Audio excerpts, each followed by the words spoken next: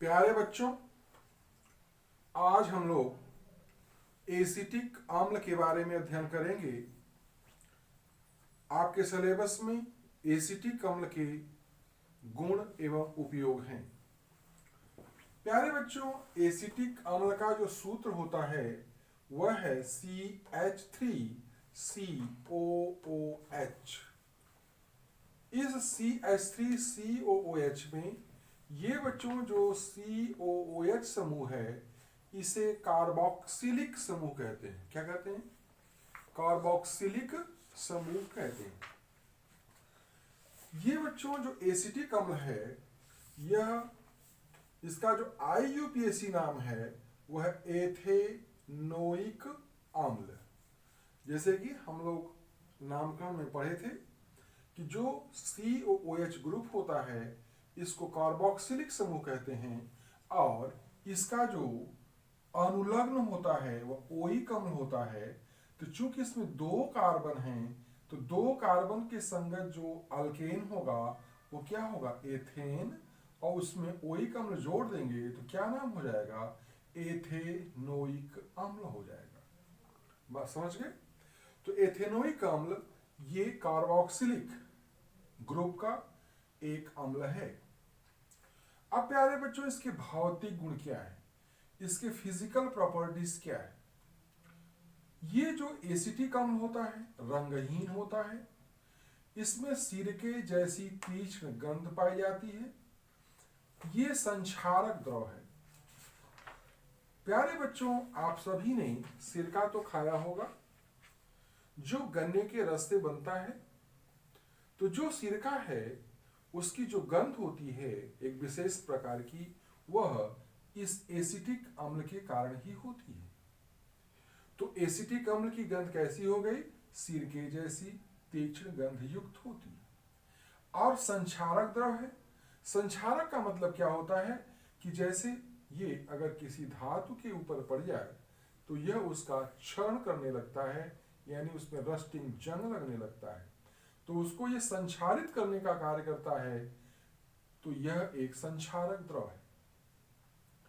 जो ये एसिटिक अम्ल है यह जल, अल्कोहल व ईथर में विलेय है, यानी यह जल में भी घुलनशील है, अल्कोहल में घुलनशील है, ईथर में भी घुलनशील है। इसका जो क्वथनांक होता है 118 डिग्री सेल्सियस, यानी 118 डिग्री सेल्सियस पर यह उबलने लगता है, तथा इसका जो हिमांक है वह 16.7 डिग्री सेल्सियस है, यानी 16.7 डिग्री सेल्सियस पर यह जम जाता है और बर्फ की तरह दिखता है। तो बर्फ की तरह दिखने के कारण बच्चों इसे हम लोग ग्लेशियल एसिटिक अम्ल कहते हैं। तो यह बर्फ की तरह दिखने लगता है, इसलिए अब उसे हम लोग क्या कहेंगे? ग्लेशियल एसिटिक अम्ल कहेंगे। ग्लेशियर का मतलब ग्लेशियर से है बच्चों, और ग्लेशियर किसका? बर्फ, ठोस। तो इसका नाम क्या पड़ गया? ग्लेशियल एसिटिक अम्ल। किसे? जो बर्फ की तरह ठोस अवस्था में दिखेगा, यानी 16.7 डिग्री सेल्सियस पर। अब प्यारे बच्चों, इसके हम लोग रासायनिक गुणों की बात करेंगे। चूंकि ये कार्बोक्सिलिक अम्ल इसमें है, COOH है, तो यह अम्लीय प्रकृति या अम्लीय गुण प्रदर्शित करता है। अगर कोई यौगिक अम्लीय गुण प्रदर्शित करता है तो कैसे सिद्ध होगा? यह यौगिक यानी एसिटिक अम्ल क्षार के साथ क्रिया करके लवण तथा जल बनाता है। क्या बनाता है? लवण तथा जल बनाता है। ये बच्चों एसिटिक अम्ल CH3COOH है, यह अम्ल है, और ये अमोनियम हाइड्रोक्साइड NH4OH है। जब इसकी क्रिया होती है तब ये बनता है CH3COONH4। ये जो यौगिक है इसे अमोनियम एसीटेट कहेंगे, और अमोनियम एसीटेट एक लवण है। उसी तरह से प्यारे बच्चों, यहां पर आप देख रहे हैं कि एसिटिक अम्ल CH3COOH जब सोडियम हाइड्रोक्साइड जो एक प्रबल क्षार है उसके साथ क्रिया करता है तब CH3COONA+ H2O बनाता है। ये CH3COONA सोडियम एसीटेट है और सोडियम एसीटेट भी एक लवण है। तो प्यारे बच्चों, ये जो प्रक्रिया है यह एक तरह से उदासीनीकरण की प्रक्रिया है। क्या है बच्चों? उदासीनीकरण की प्रक्रिया है। अब यहां पर दूसरा है कार्बोनेटों एवं बाई कार्बोनेटों से क्रिया। अब प्यारे बच्चों, जैसे आपका कार्बोनेट है सोडियम कार्बोनेट Na2CO3 और बाई कार्बोनेट है NaHCO3 सोडियम बाई कार्बोनेट।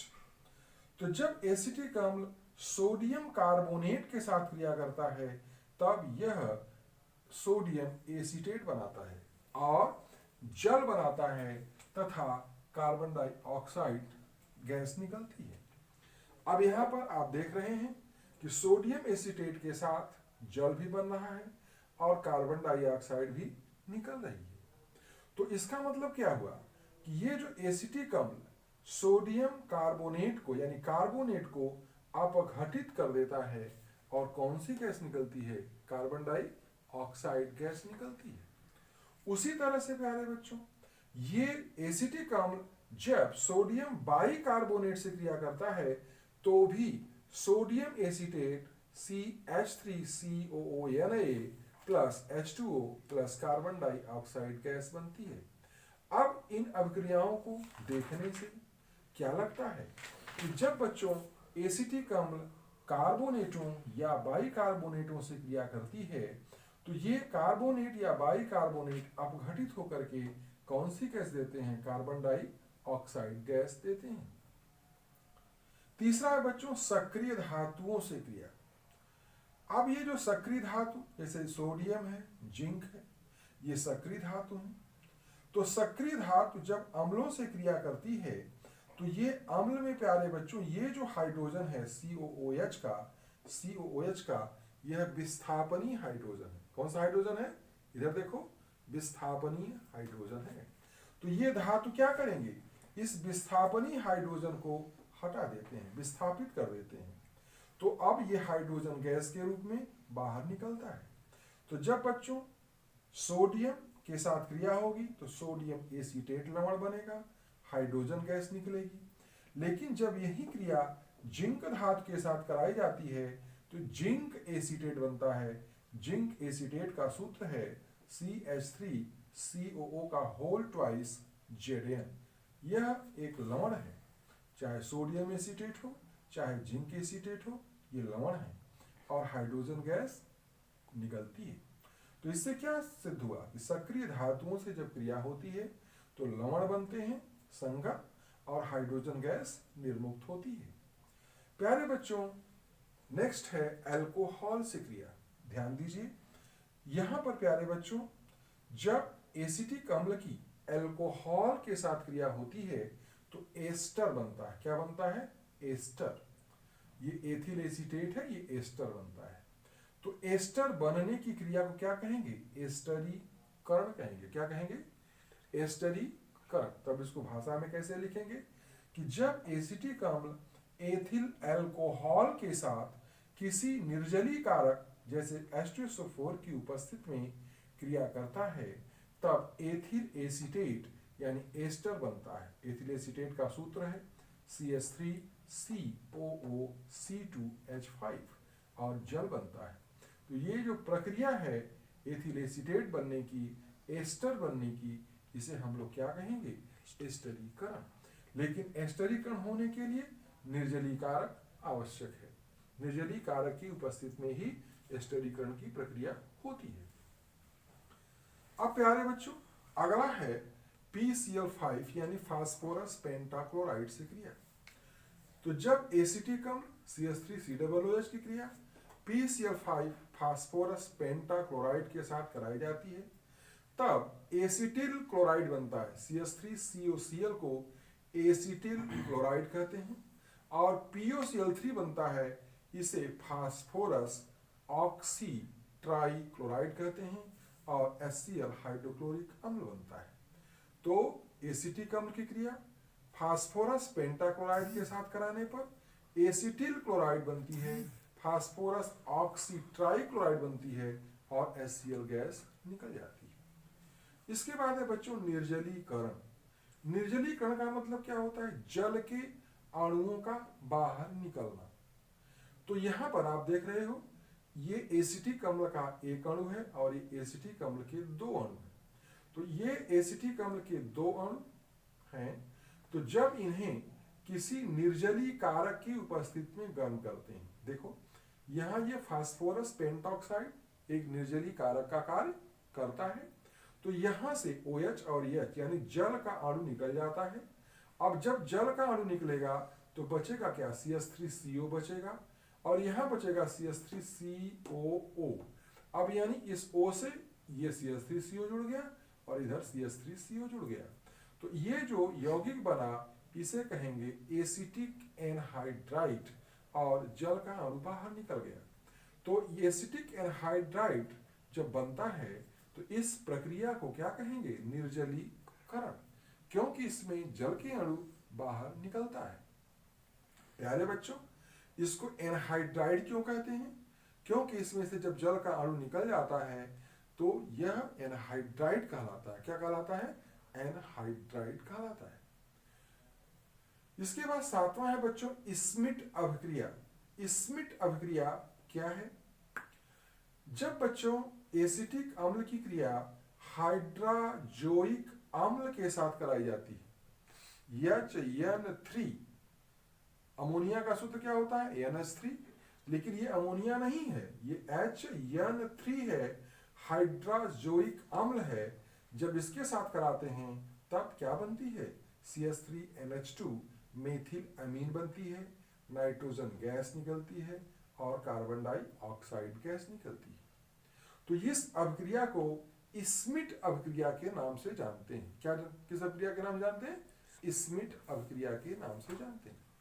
तो ये रिएक्शन महत्वपूर्ण है कि जब क्या होता है, जब एसिटिक अम्ल की क्रिया हाइड्राजोइक अम्ल के साथ कराई जाती है तो क्या बनेगा? मेथिल एमीन बनेगा।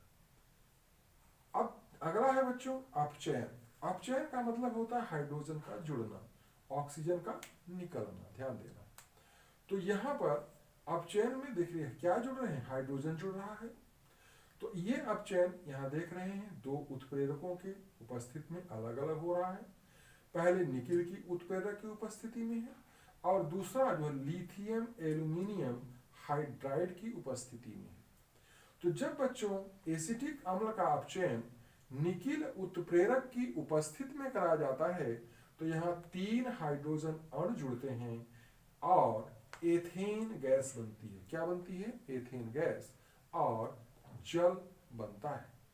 तो अब अगर आपसे पूछा जाए कि एसिटिक अम्ल का अपचयन कराने पर निकिल उत्प्रेरक की उपस्थिति में क्या बनेगा, तो आपका जवाब होगा एथेन बनती है। क्या बनेगी? एथेन।